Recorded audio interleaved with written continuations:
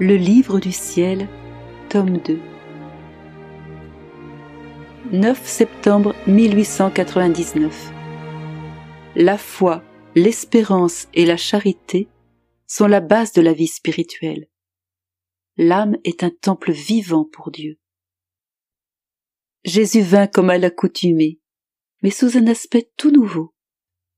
On aurait dit qu'un tronc d'arbre comportant 3 racines sortait de son cœur blessé et se penchait pour pénétrer dans le mien, duquel ressortaient de nombreuses branches chargées de fleurs, de fruits, de perles et de pierres précieuses qui brillaient comme les plus resplendissantes étoiles.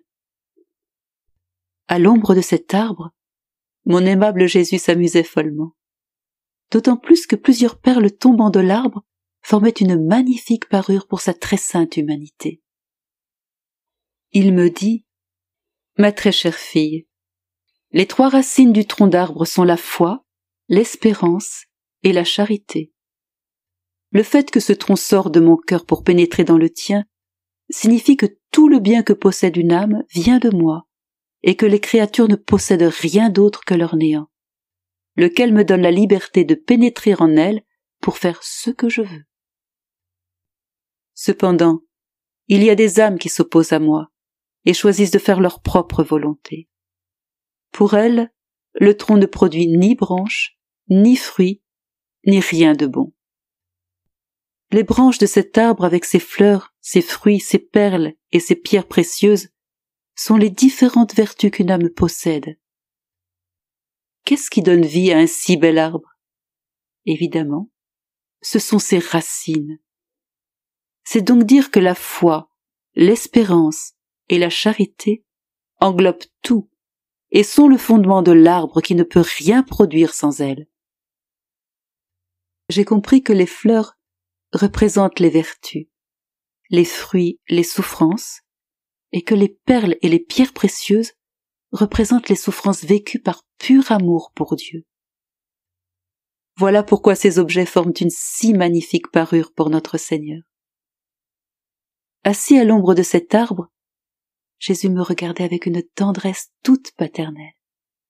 Puis dans un élan d'amour irrésistible, il me serra fortement contre lui, en disant: comme tu es belle!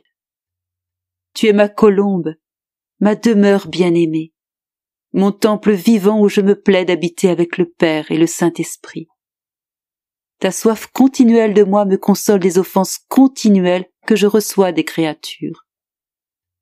Sache que l'amour que j'ai pour toi est si grand que je dois partiellement le cacher pour que tu ne perdes pas la raison et ne meures pas. En effet, si je te manifestais complètement mon amour, non seulement tu perdrais la raison, mais tu ne pourrais plus vivre. Ta faible nature serait consumée par les flammes de cet amour. Pendant qu'il parlait, je me sentais toute confuse, et j'avais l'impression d'enfoncer dans l'abîme de mon néant parce que je me voyais remplie d'imperfections. J'ai surtout noté mon ingratitude et ma froideur devant tant de grâces reçues du Seigneur. Mais j'espère que tout pourra concourir à sa gloire et à son honneur, et qu'il voudra bien, dans un élan de son amour, vaincre ma dureté de cœur.